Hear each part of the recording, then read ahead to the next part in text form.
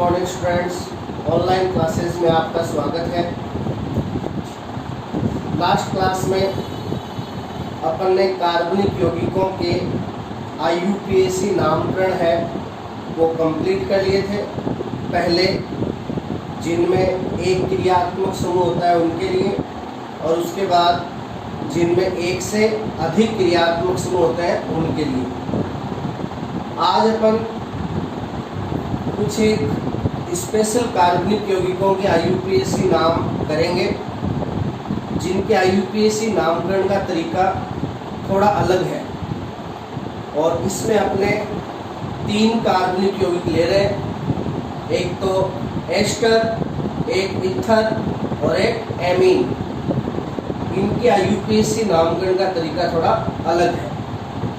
तो देखिए, सबसे पहले अपन करते हैं एस्टर का IUPAC नामकरण। एस्टर को अपन शो करते हैं R C double bond O R, ये एस्टर। अब देखिए, एस्टर में जो हाइड्रोकार्बन श्रृंखला है वो अपन को दिखाई दे रही है। कितनी होती है? 2 होती है, एक तो इधर वाली साइड में और एक इधर वाली साइड में।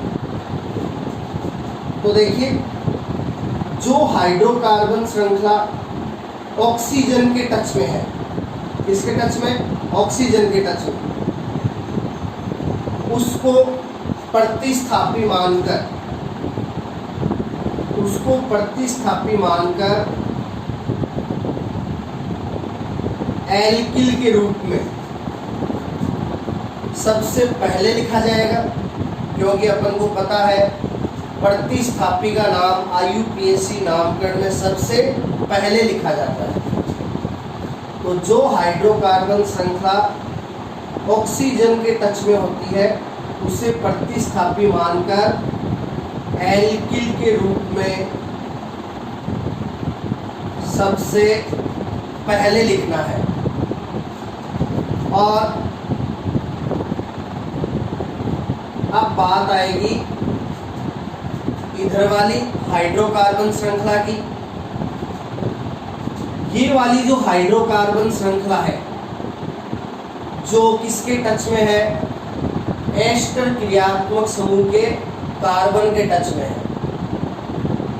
ये वाली हाइड्रोकार्बन श्रृंखला होगी मुख्य हाइड्रोकार्बन श्रृंखला, यानी ये अपनी मुख्य कार्बन श्रृंखला होगी। अब जो एस्टर क्रियात्मक समूह का जो कार्बन है, एस्टर क्रियात्मक समूह का कार्बन, ये इस श्रृंखला से डायरेक्टली टच है, ये डायरेक्टली जुड़ा हुआ है इससे। तो इसके कार्बन को शामिल करते हुए ये कार्बन इस श्रृंखला से सीधा जुड़ा है, तो ये जो कार्बन है ये मुख्य श्रृंखला में शामिल होगा। तो इस कार्बन को इसके साथ शामिल करते हुए इसको माना जाएगा मुख्य कार्बन श्रृंखला, और इसे एल्किल के बाद में लिखा जाएगा एल्केन के रूप में। यानी यहाँ पे एक कार्बन होता है तो मेथेन, 2 होते हैं तो एथेन, 3 होते हैं तो प्रोपेन, इस टाइप से। और एस्टर के लिए लास्ट में अपन को पता है एस्टर का अनुलग्न होता है OA। एस्टर का अनुलग्न क्या लिखा था अपन ने? OH लिखा था, तो लास्ट में इसका अनुलग्न लग जाएगा OA। तो इस टाइप से एस्टर का IUPAC नाम हो गया एल्किल एल्केनोएट। तो ये सबसे पहले प्रतिस्थापी का नाम, फिर मुख्य कार्बन श्रृंखला में कार्बन की संख्या का संकेत एल्क, फिर एल्क में जुड़ा हुआ है एन, यानी कार्बन कार्बन के मध्य मुख्य कार्बन श्रृंखला में बंध का प्रकार, और लास्ट में है OA। जो है क्रियात्मक समूह का अनुलग्न। तो इस प्रकार एस्टर का आईयूपीएसी नाम होता है एल्किल एल्केनोएट। देखिए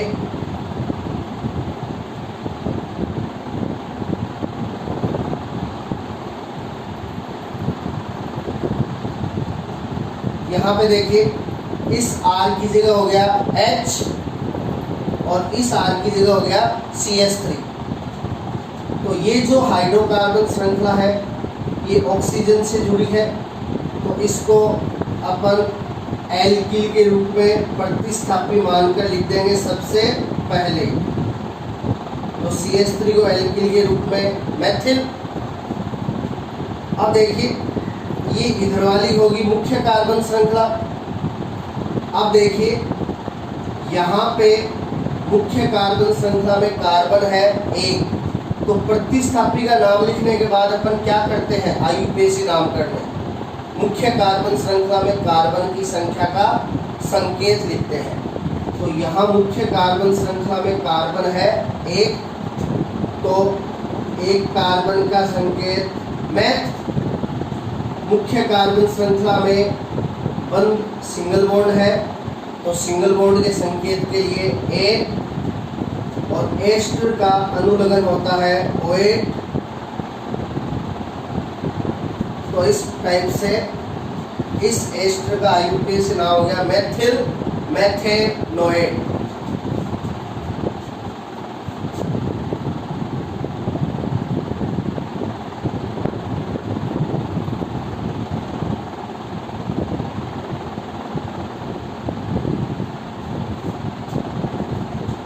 अब ये वाला एस्टर लेते हैं। इस एस्टर का सामान्य नाम क्या था, इस एस्टर का सामान्य नाम था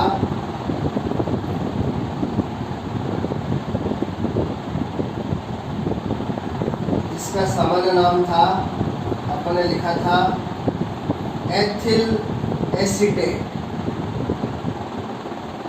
इसका सामान्य नाम क्या था, एथिल एसीटेट था। अब देखिए एथिल एसीटेट का अपन लिखेंगे आईयूपीएसी नाम। तो ये वाली हाइड्रोकार्बन श्रृंखला 2 कार्बन की है, तो इसको एल्किल के रूप में प्रतिस्थापी मानकर सबसे पहले लिख दिया एथिल। तो सबसे पहले प्रतिस्थापी का नाम हो गया। अब देखिए इधर वाली मुख्य कार्बन श्रृंखला है, तो इसमें इसके कार्बन को शामिल करते हुए मुख्य कार्बन श्रृंखला में कार्बन हो गए 2, तो 2 कार्बन का संकेत H। कार्बन कार्बन के बीच बंध है सिंगल बॉन्ड, तो N, और एस्टर का अनुलग्न OH। तो इस टाइप से एथिल एसीटेट का आईयूपीएसी नाम होता है एथिल एथेनोएट। तो ये इंपॉर्टेंट है, ध्यान रहे। एथिल एसीटेट का आईयूपीएसी नाम एथिल एथेनोएट।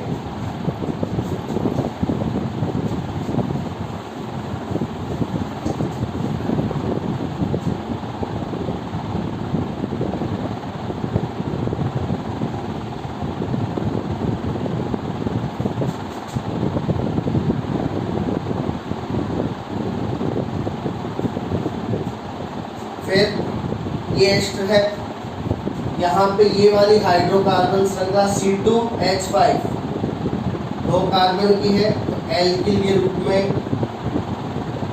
एथिल। तो प्रतिस्थापी का नाम सबसे पहले हो गया। फिर यहाँ पे मुख्य कार्बन श्रृंखला में कितने कार्बन है, 3, तो 3 कार्बन के लिए प्रॉप, कार्बन कार्बन के बीच सिंगल बॉन्ड के लिए N, और एस्टर का अनुलग्न OH। तो ये हो गया एथिल प्रोपेनोएट। और यदि अपन यहाँ पे C2H5 की जगह लगाते हैं CH3, यहाँ पे C2H5 की जगह क्या ले रहे हैं, CH3, तो यहाँ प्रतिस्थापी हो गया मेथिल। तो ये हो गया मेथिल प्रोपेनोएट। और यदि यहाँ पे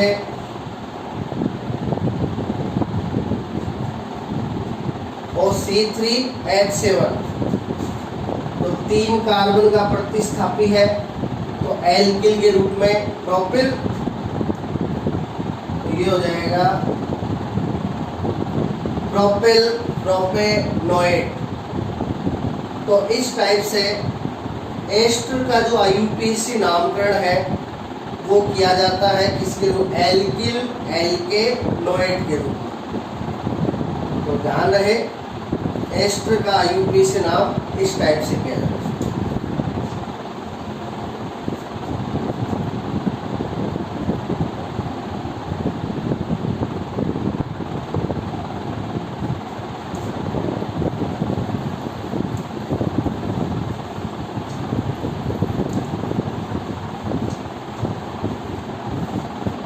अब अपन करेंगे इथर का IUPAC नामकरण। अब देखिए इथर है,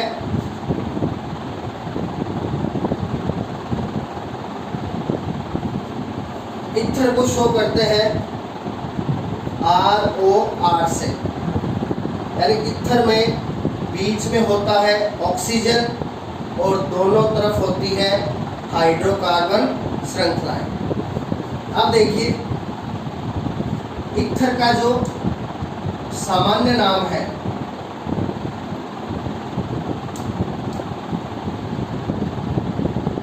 वो अपन ने लिखा था, यदि दोनों हाइड्रोकार्बन श्रृंखलाएं समान हो तो डाई एल्किल इथर, और यदि दोनों हाइड्रोकार्बन श्रृंखलाएं अलग अलग हो तो एल्किल एल्किल इथर। यदि दोनों हाइड्रोकार्बन श्रृंखलाएं समान हो तो वो सममित इथर होता है, और यदि दोनों हाइड्रोकार्बन श्रृंखलाएं अलग अलग हो तो वो असममित इथर होता है। तो सममित इथर हो तो सामान्य नाम डाई एल्किल इथर, और असममित इथर हो तो अंग्रेजी वर्णमाला के आधार पे एल्किल एल्किल इथर। तो इस टाइप से अपन ने इथर का क्या किया था, सामान्य नाम। अब देखिए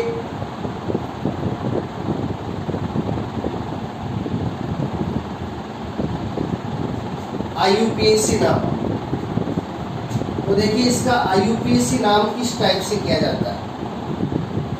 देखिए IUPAC नामकरण के लिए क्या करते हैं, ये जो RO है, RO होता है एल्कोक्सी, RO इसको क्या बोलते हैं, एल्कोक्सी। जैसे देखिए R की जगह ले लिया CH3 और ये O, तो CH3O इसको बोलते हैं मेथोक्सी।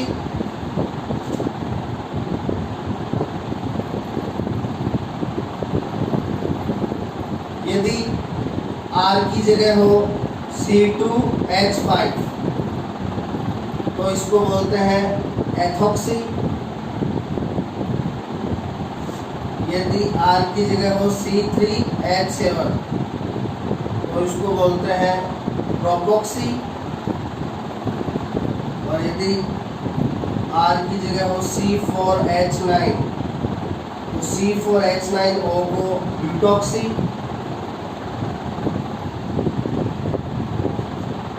तो इस टाइप से जो RO है, RO को कहा जाता है क्या, एल्कोक्सी। RO को क्या कहेंगे, एल्कोक्सी कहेंगे। और ये विभिन्न एल्कोक्सी समूह है, मेथोक्सी, एथोक्सी, प्रोपोक्सी एंड ब्यूटॉक्सी। और इनको अपन लिखते हैं किसके रूप में, प्रतिस्थापी के रूप में। एल्कोक्सी समूह को अपन किसके रूप में लिखते हैं, प्रतिस्थापी के रूप में। तो देखिए ईथर के IUPAC नामकरण में क्या करते हैं, जो RO है इस समूह को एल्कोक्सी के रूप में प्रतिस्थापी मानकर सबसे पहले लिखा जाता है। तो ये देखिए RO हो गया एल्कोक्सी। अब बचा क्या, R। तो ये जो बचा हुआ R है ये है अपनी मुख्य हाइड्रोकार्बन श्रृंखला। ये अपनी क्या है, मुख्य हाइड्रोकार्बन श्रृंखला। तो इसको लिख देंगे एल्केन के रूप में। यानी इधर एक कार्बन होगा तो मेथेन, 2 कार्बन होंगे तो एथेन, 3 कार्बन होंगे तो प्रोपेन, 4 होंगे तो ब्यूटेन, इस टाइप से। तो इस टाइप से ईथर का IUPAC नाम हो गया एल्कोक्सी एल्केन। क्या हो गया, एल्कोक्सी एल्केन हो गया। अब देखिए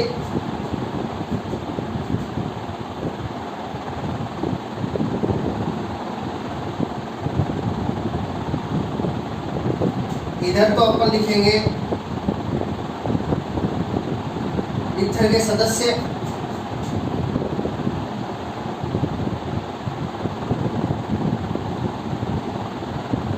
यहां अपन लिखेंगे सामान्य नाम,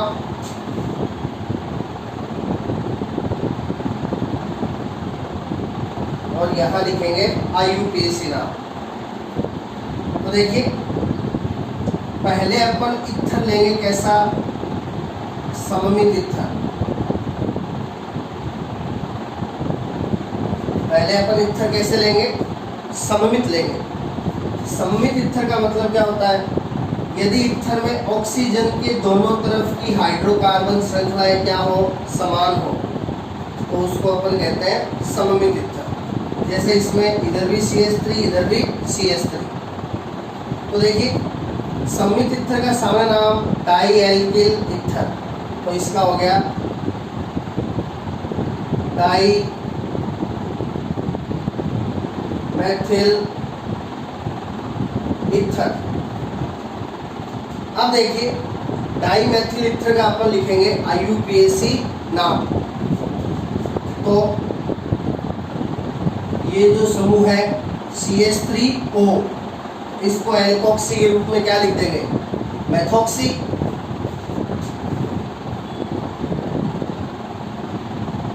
तो CH3O को एल्कोक्सी के रूप में लिख दिया मेथोक्सी।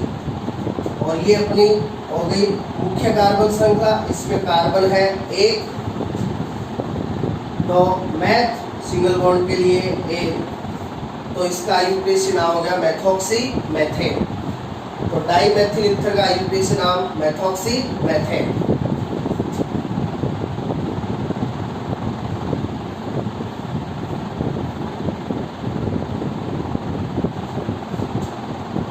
अगला ईथर है C2H5O C2H5। इसमें भी ऑक्सीजन के दोनों तरफ की हाइड्रोकार्बन श्रृंखलाएं क्या है, समान है। तो ये भी क्या है, सममित ईथर है।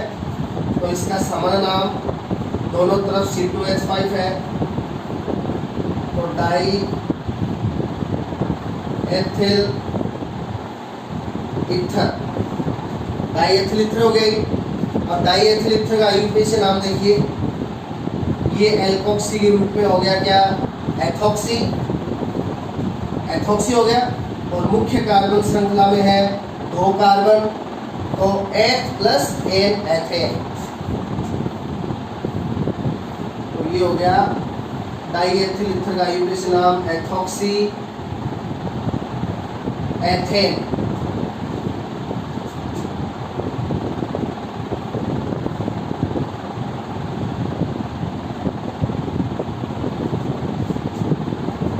ये है ऑक्सीजन के इधर भी प्रोपेल इधर भी प्रोपेल, तो ये हो गया डाई प्रोपेल ईथर, ये हो गया डाई प्रोपेल ईथर। अब देखिए इसका IUPAC नाम ये एल्कोक्सी के रूप में हो गया प्रोपोक्सी। और इधर मुख्य कार्बन श्रृंखला में है 3 कार्बन, तो प्रोपेन। तो इसका आईयूपीएसी नाम हो गया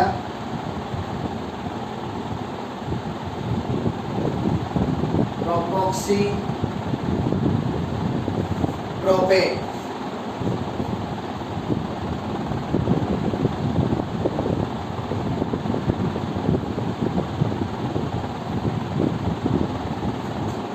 नेक्स्ट है C4H9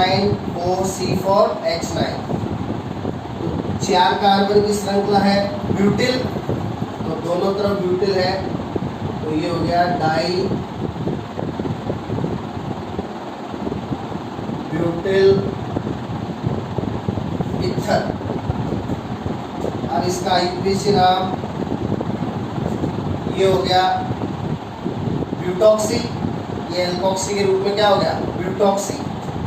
और इधर मुख्य कार्बन श्रृंखला में 4 कार्बन है, तो ब्यूट सिंगल बॉन्ड के लिए एन, तो ब्यूटॉक्सी ब्यूटेन।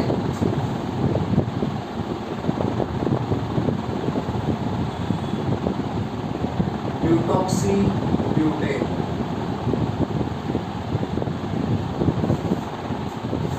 तो ये इस टाइप से अपन ने सममित ईथर लिए, उनके सामान्य नाम और आईयूपीएसी नाम।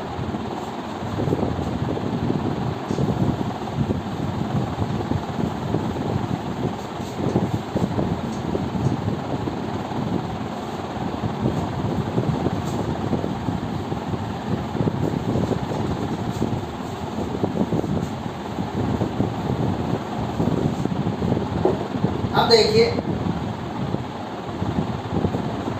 अब अपन लेंगे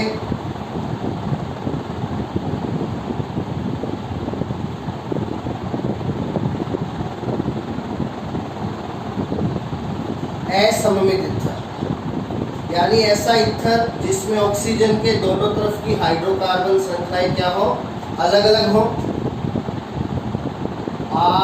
ROR डैश, तो एक तरफ तो है R और एक तरफ है R डैश, अलग अलग हो गई। तो इनके देखो सामान्य नाम में क्या किया जाता है कि इन दोनों हाइड्रोकार्बन श्रृंखलाओं को एल्किल के रूप में अलग अलग लिखा जाता है, और वो भी किस आधार पे अंग्रेजी वर्णमाला के नियम के आधार पर। तो इसका सामान्य नाम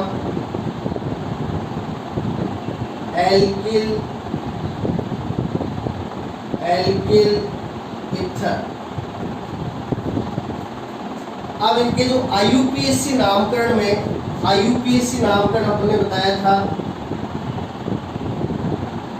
ईथर का आईयूपीएसी नाम होता है एल्कोक्सी एल्केन।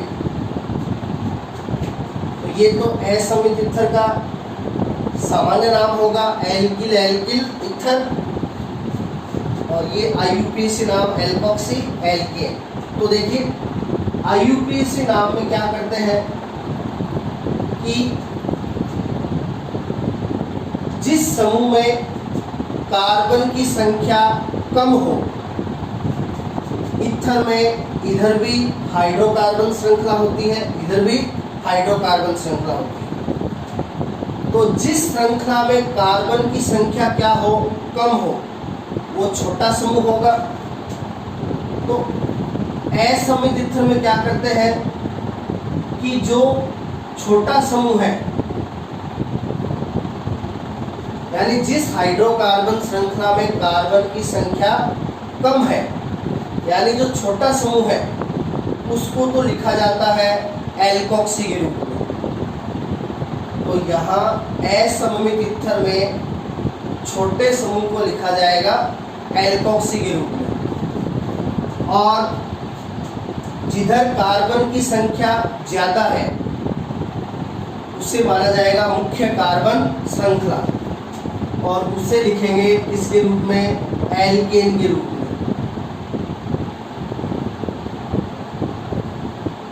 तो असममित ईथर के आईयूपीएसी नामकरण में ये ध्यान रखना है कि जो छोटा समूह है उसको एल्कोक्सी के रूप में लिखना है, और जो बड़ा समूह है उसको एल्केन के रूप में लिखना है। तो ये असममित ईथर के आईयूपीएसी नामकरण में ध्यान रखना है। देखिए तो अपन इधर लेते हैं असममित ईथर।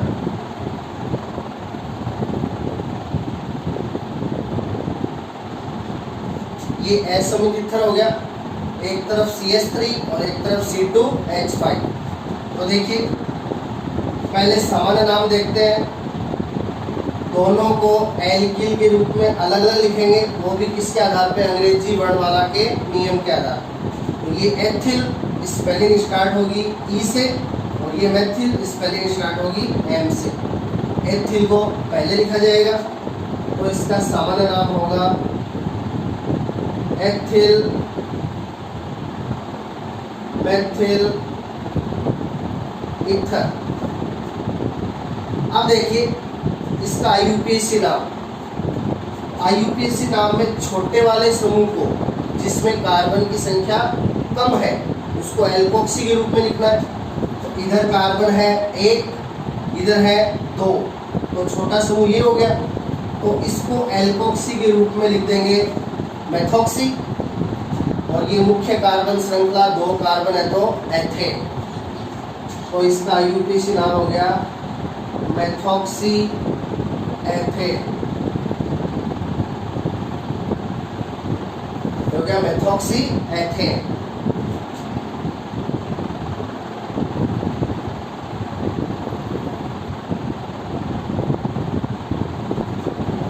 नेक्स्ट असममित ईथर है C2H5OC3H7। तो ये एथिल और ये प्रोपिल, एथिल ई से, प्रोपिल पी से। तो एथिल पहले आएगा,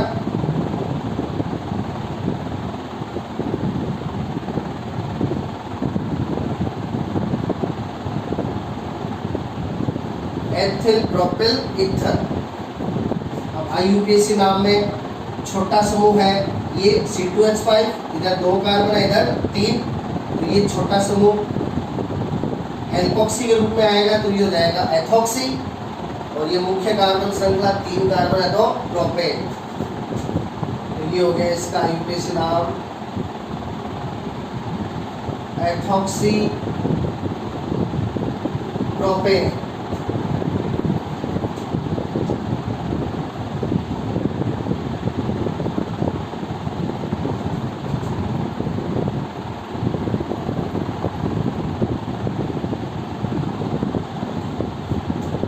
नेक्स्ट है C3H7OC4H9, इधर प्रोपिल इधर ब्यूटिल, तो ब्यूटिल की स्पेलिंग B से, प्रोपिल की P से। ब्यूटिल पहले आएगा, ब्यूटिल प्रोपिल ईथर। अब IUPAC नाम में छोटे वाला समूह ये है C3H7, तो एल्कोक्सी के रूप में ये हो जाएगा प्रोपॉक्सी।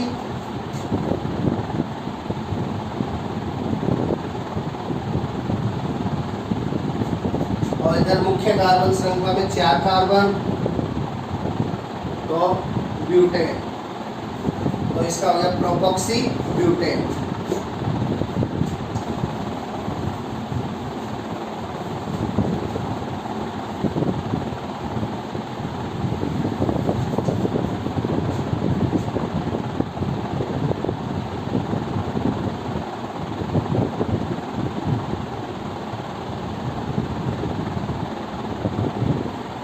अब देखिए ये ईथर है, एक तरफ मेथिल एक तरफ प्रोपिल, तो मेथिल M से, प्रोपिल P से। मेथिल पहले आएगा, मेथिल प्रोपिल ईथर। अब इसका IUPAC नाम, तो ये छोटे वाला समूह ये है 1 कार्बन, इधर है 3 कार्बन, तो छोटे वाला समूह हो गया एल्कोक्सी के रूप में मेथॉक्सी।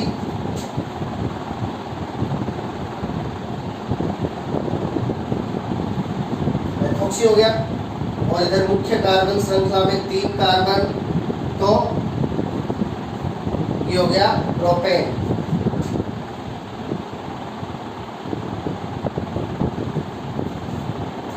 मेथिल प्रोपिल ईथर का आईयूपीएसी नाम हो गया मेथॉक्सी प्रोपेन।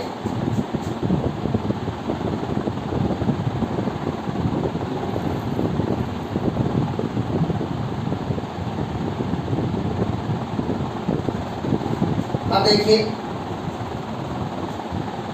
यहाँ पे एक तरफ तो है मेथिल और एक तरफ है आइसोप्रोपिल। अपन ने बताया था आइसो टर्सरी नियो, इन कंडीशंस को अंग्रेजी वर्णमाला के नियम में शामिल किया जाता है। तो ये हो गया इधर मेथिल और इधर हो गया ये आइसो कंडीशन आई CH3CH3। तो ये हो गया आइसो और 3 कार्बन है तो प्रोपिल। तो इसकी स्पेलिंग एम से स्टार्ट है मेथिल की और आइसोप्रोपिल की आई से, आइसो को शामिल करना है तो आई पहले आता है एम से, तो पहले लिखा जाएगा आइसोप्रोपिल को, तो इसका हो गया isopropyl methyl ether, isopropyl methyl ether. अब देखिए इसका आईयूपीएसी नाम, ये छोटे वाला समूह है तो ये हो गया एल्कोक्सी मेथॉक्सी और ये है मुख्य कार्बन श्रृंखला। अब देखिए ये मुख्य कार्बन श्रृंखला है कितने कार्बन की, 3 कार्बन की। अब इसमें जो मेथॉक्सी प्रतिस्थापी है ये कितने नंबर कार्बन पे है, 2 नंबर कार्बन पे। तो देखिए मेथॉक्सी है 2 नंबर कार्बन पे, तो 2 मेथॉक्सी, तो प्रतिस्थापी मेथॉक्सी का नाम सबसे पहले हो गया और ये 2 नंबर कार्बन पे है तो 2 मेथॉक्सी। मुख्य कार्बन श्रृंखला 3 कार्बन की है, प्रॉप और सिंगल बॉन्ड के लिए एन, तो ये हो गया 2 मेथॉक्सी प्रोपेन।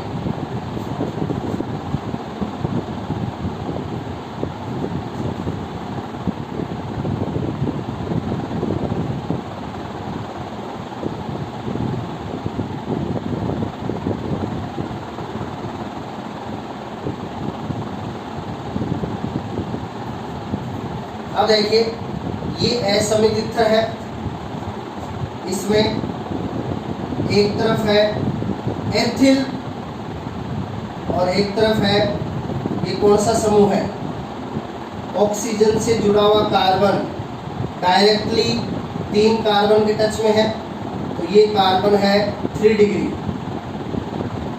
तो 3 डिग्री कार्बन के लिए तृतीय और टोटल कार्बन है 4, तो ब्यूटिल, तो ये वाला समूह है तृतीय ब्यूटिल।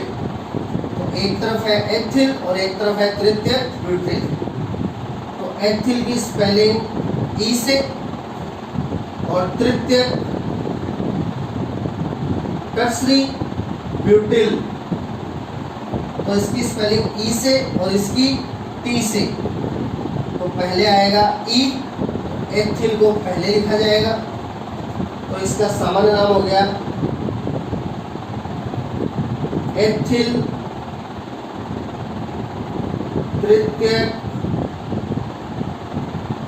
ब्यूटिल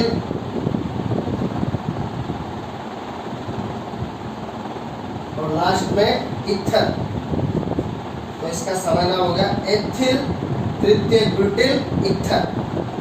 अब अपन देखेंगे इसका आईयूपीएसी नाम। तो देखिए यहाँ पे छोटे वाला समूह है C2H5, तो ये एल्कोक्सी एथॉक्सी। इधर बड़े वाले समूह में देखिए मुख्य कार्बन श्रृंखला बनेगी कितने कार्बन की, 3 कार्बन की। यहाँ मुख्य कार्बन श्रृंखला बनेगी कितने कार्बन की, 3 कार्बन की। तो ये जो CH3 है जो एक बच गया इधर, ये भी क्या बन जाएगा, ये भी बन जाएगा प्रतिस्थापी। तो यहाँ पे प्रतिस्थापी कितने हो गए, 2 हो गए। एक तो एथॉक्सी, एक तो प्रतिस्थापी हो गया एथॉक्सी, और ये भी प्रतिस्थापी है CH3 मैथिल। तो यहाँ प्रतिस्थापी दो हो गए, एक तो एथॉक्सी और एक मैथिल। तो एथॉक्सी की स्पेलिंग ई से, मैथिल की एम से। तो पहले कौन लिखा जाएगा? एथॉक्सी। अपने बताया था IUPAC नामकरण में यदि प्रतिस्थापी समूह अलग अलग हो तो उनका नाम अंग्रेजी वर्णमाला के आधार पर लिखा जाता है। तो देखिए एथॉक्सी है वो भी मुख्य कार्बन श्रृंखला के 2 नंबर कार्बन पे है, इधर से कर लीजिए तब भी 2 नंबर आएगा, इधर से भी 2 नंबर। और जो मैथिल है वो भी कितने नंबर पे? 2 नंबर पे। यानी यहाँ पे दोनों प्रतिस्थापी है वो मुख्य कार्बन श्रृंखला के 2 नंबर कार्बन पे। तो देखिए IUPAC नाम, पहले एथॉक्सी को लिखेंगे 2 एथॉक्सी, 2 एथॉक्सी,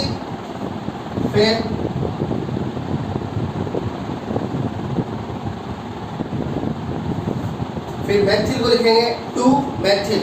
तो ये तो दोनों प्रतिस्थापियों के नाम हो गए। एथॉक्सी भी 2 पे है, मैथिल भी 2 पे है, और 2 एथॉक्सी 2 मैथिल। अब मुख्य कार्बन श्रृंखला में 3 कार्बन है, प्रॉप और सिंगल बॉन्ड के लिए A। तो एथिल तृतीयक ब्यूटिल ईथर का IUPAC नाम हो गया 2 एथॉक्सी 2 मैथिल प्रोपेन।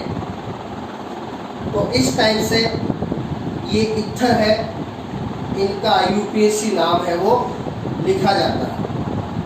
कल अपन जो एमीन है उनके IUPAC नाम करेंगे। Thank you.